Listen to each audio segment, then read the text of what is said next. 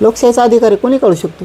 लोकशाही मार्ग आहे सगळ्याला. कोणी आंदोलनं करू शकतं, निदर्शनं करू शकतं, मोर्चाही काढू शकतं. आमचं भांडण सरकारशी, ते सरकारला म्हणतील, पण आम्ही त्यांच्यासारखं नाही करणार. आम्ही काढलं की निघालेच आमच्या मागं मोर्चा घेऊन. आम्ही उपोषणाला बसलं की निघालेच शेळीचं शेपूट निघाले आणि मागच आमच्या एवढं शकते हालीत शेपूट. आम्ही तसे नाही वागणार. आम्ही मराठीत असाल. आम्ही लोकांच्या लेकराचं वाटलं नाही करत. तुम्ही करता वाटलं. आम्ही जसं करतो तसं. आम्ही बैठक घेतल्या की त्यांनी घेतल्या. आम्हाला महामंडळ दिलंय की लगेच त्यांना पाहिजे. आम्ही असं ते बघा शेंडी फळ असतं मागं हिंडत असं शर्टाच्या कोपऱ्याला धरून मागं चलत मागत हे दी मला, लेमन गुळी दी मला चॉकलेट दी. त्यांनी कम खाल्लं चॉकलेट मग मला दी.